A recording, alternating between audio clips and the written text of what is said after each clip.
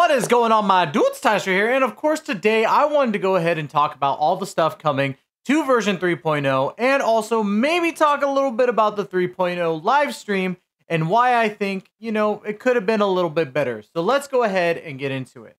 We had a pretty big amount of announcements going on for 3.0, and I'm really excited to see what is going to happen. We got to see a little bit of the story that's going on, but we've already seen that stuff when it came to the trailers, especially when it pertained to Collei, Tighnari, and of course, the Fatui Harbingers. But we did get a little bit of extra stuff in there, but to be quite honest, I was having a hard time paying attention to it because during the 3.0 live stream, it was very monotone and it felt boring.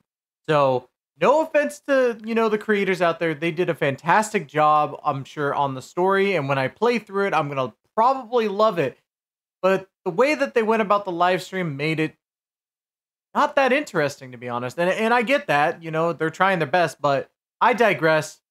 The story's going to be pretty good. I'm 99.9% sure. The amount of characters that we're getting during the story, too, from what they're showing off, is going to be fantastic. We obviously have Tighnari Collei, we have Dori, we have Al-Hytham, which I'm still very curious on how to pronounce that. So let me know in the comments below if I'm pronouncing it wrong. They said some stuff possibly about Sino, Deya, and of course, Kusanale, we've already known about, and we got Nilo. Nilo is going to play a significant role in this story, so I'm very excited for that.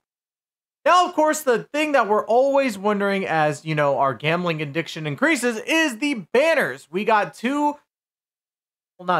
got two banners per part, so 4 banners in total. So we got the first set of banners, which is going to be Tighnari as the new 5-star, and of course, Zhongli, who's going to be a part of his, second rerun. So that's really, really cool. What's really dope about this, too, is that we also get the new 4-star Collei. Now, you don't have to summon on these banners to get Collei. From what it looks like, one of the events is going to give a free one, and we'll get into that a little bit later. But the one thing I want to touch up on is that also with Tighnari after 3.1 will go into the standard banner. That's going to be the first ever addition to the standard banner that's equal to a 5-star character. I'm very excited for this because the fact that I want to get somebody new when I'm pulling for 5 stars and I get a unit that's going to be, I guess in a sense, not the 5-star that I want to get. But Tighnari is going to be really, really good in general. He looks exactly like a Dendro, Ganyu. But overall, I'm very excited for this. If I don't win Pity and I get Tighnari, I'm definitely not going to be complaining. He looks like he's going to be very, very solid. And the stuff that he's going to be able to do is going to, I think revolutionize Dendro in that sense. So I'm very excited for that.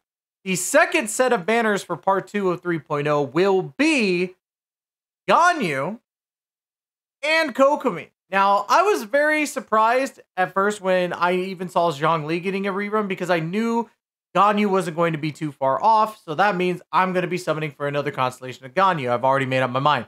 And I'm very shocked to see that Kokomi is getting another rerun as well. I didn't really expect it. So it's really cool that we're going to get reruns of both of those characters. I know that there are those Kokomi stands out there and even more Ganyu stands out there like myself. So happy for you guys. We're also going to be getting the 4-star Dori, which I'm actually very excited for because she looks like she's going to be a lot of fun. She's going to be an Electro Claymore user, and she's going to be using that slime to kind of do that damage. So I'm very excited to see all those animations like right in front of my face. It's going to be dope.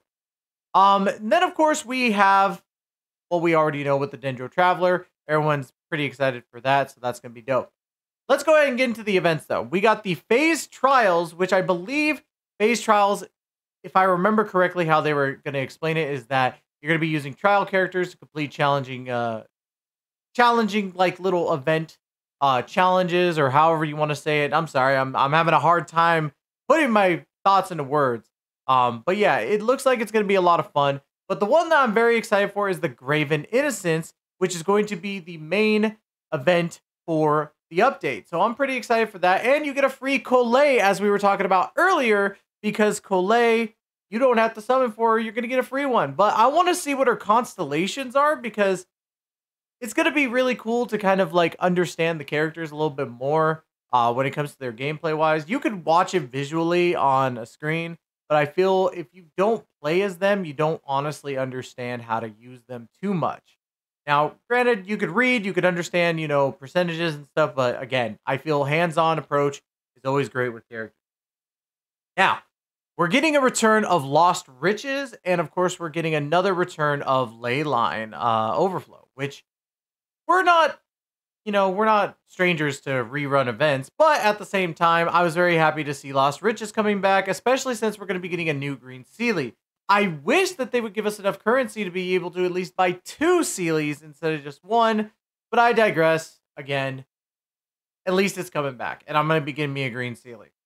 And then we got Tablet Analytics, which is the last event we're going to be talking about, which I honestly am having a hard time, understanding.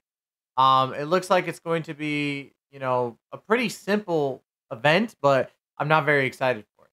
So. Then we got enemies. Of course, we got 2 new bosses.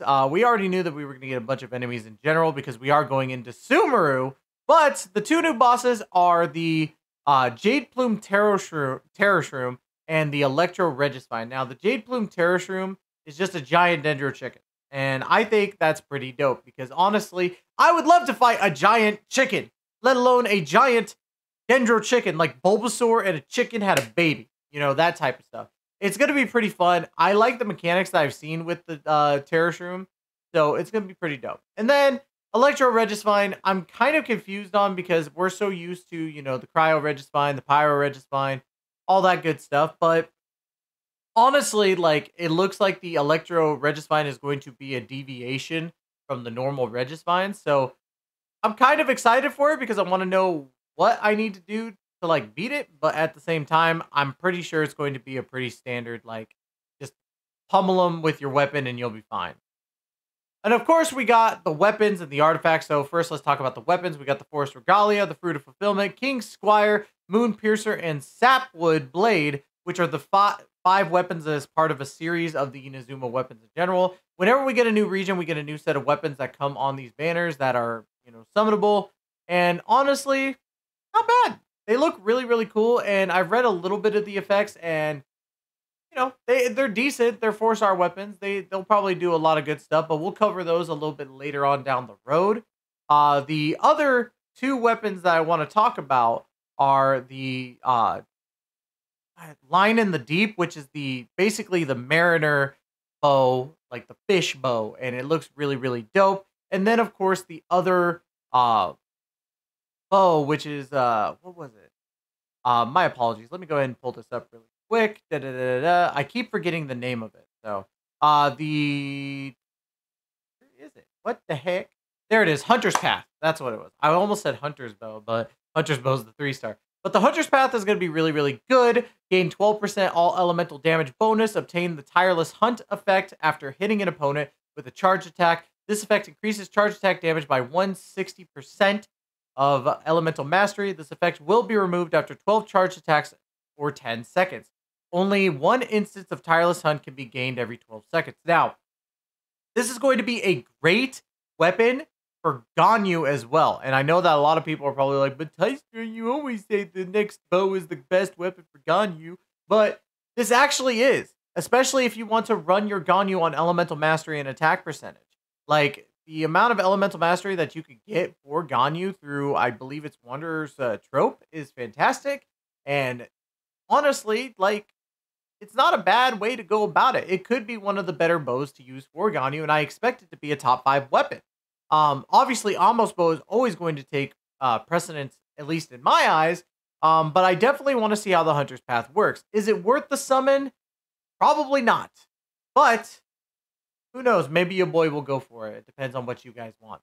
But yeah, that weapon looks pretty good. And then, of course, we got the new artifacts, which are going to be, pretty good from what I'm seeing. They could be a lot of fun. I did have them pulled up, so bear with me for just a moment as I get going. And yes, so we got the Deepwood Memories and the Gilded Dreams. So let's go ahead and talk about the Deepwood Memories because that's going to be the new Dendro set.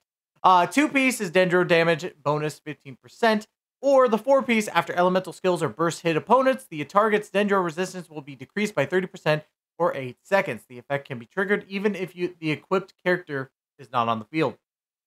Now, that's really good. It's obviously, for the Dendro characters in general, Dendro DPSs. So it's probably going to be good for Tighnari. I wouldn't honestly like I wouldn't put it on anybody other than a Dendro character, so it makes sense. And then, of course, we got the Gilded Dreams, which Elemental Mastery plus 80%, and then 4-piece when within 8 seconds of triggering an elemental reaction, the character equipped this will obtain buffs based on the elemental type of the other party members. Attack is increased by 14% for each party member whose elemental type is the same as the equipped character, and Elemental Mastery is increased by 50 for every party member with a different elemental type. Each of the aforementioned buffs will count up to 3 characters. This effect can be triggered once every 8 seconds, and the character who equips this can still trigger its effects when not on the field. This is going to be a great set for Kazuha.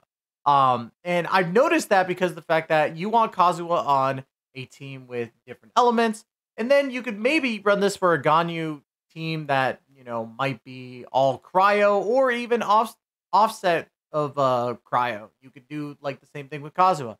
I don't think this is going to be a set personally that I would run other than Kazuha, to be honest.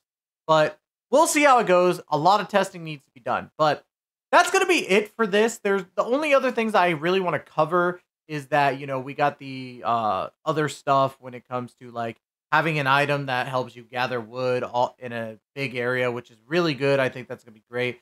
But overall, like the last thing that I could really talk about is that a lot of people have been hating on some content creators who did not like the live stream and have said like, oh, you just hate the game and all that stuff. And I've kind of gotten that as well. But personally for me, like I felt that the live stream atmosphere was boring. The music was great. And of course, all the announcements were good. But the way that they were delivered was left to be desired, to be honest. I really don't. I can't say that I had fun watching people just sit there and talk. And I know that you guys are watching me sitting here and talk, but it's a little different when we're talking about announcements of like stuff going on and we're getting our first glimpses of stuff. I want to be hype. I don't want to be sitting there and being like, they're sucking the energy out of me. So that's all I really got to say about it. I really don't see any problem with not liking the live stream atmosphere, but liking what came from the live stream itself. But then again, I'm a crazy person. But that's going to be it for today. Don't forget to like, comment, subscribe. Love you guys to death, and we'll catch you guys in the next video. Please take care. Be safe.